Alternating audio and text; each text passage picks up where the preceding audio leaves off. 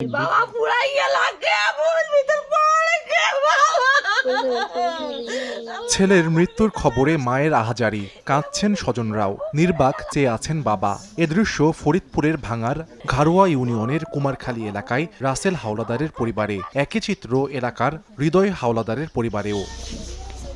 স্বজনরা জানান, ইতালি যেতে বাড়ির জমি ও স্বর্ণ বিক্রি করে আনোয়ার মাতুব্বরের হাতে ৩২ লাখ টাকা তুলে দেন হৃদয় ও রাসেল। গত বছরের ২৩ নভেম্বর তাদের দুবাই হয়ে নেওয়া হয় লিবিয়ায়। সম্প্রতি পরিবারের সঙ্গে যোগাযোগ বন্ধ হয়ে যায় দুই যুবকের। শুক্রবার দুপুরে একটি ফেসবুক পেজে দুই যুবকের মরদেহের ছবি খুঁজে পান স্বজনরা। পরে মৃত্যুর বিষয়টি নিশ্চিত করে ফোন বন্ধ করে দেন দালাল।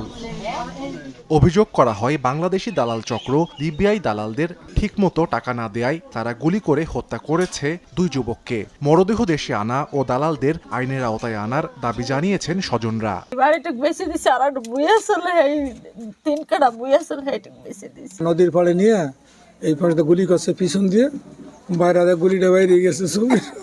দালালে টাকা সব খাইয়া টাকা দেওয়া লাগবে, এখন ওখানে না দিতে মাইরে ফেলে গেম দিয়ে দিচ্ছে।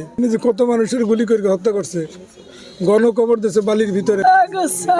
না, আমার বাবার অনেক কষ্ট দিছে, আমার বাবার বিচার চাই। ভাই আমার খুব আদরের ভাই, আমার ভাইরে দ্রুত দেশে আনি। ছলনায় আর কেউ না পড়ে, আর এই ধরনের দালাল চক্র আসে মানুষের ছলনা না দিতে পারে। দালালদের যেভাবে ধরে আমরা ফাঁসি চাই, আইনি রাস্তায় আমরা আনতে চাই।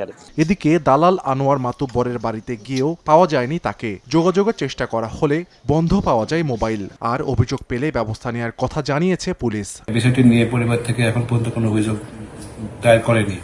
পরিবার থেকে কোনো অভিযোগ দায়ের করলে আমরা আইনগত ব্যবস্থা গ্রহণ করব। হৃদয় হাওলাদার ভাঙা উপজেলার ঘারোয়া ইউনিয়নের কুমারখালী গ্রামের মিন্টু হাওলাদারের ছেলে এবং রাসেল হাওলাদার একই এলাকার মজিবর হাওলাদারের ছেলে। সময় সংবাদ, ফরিদপুর।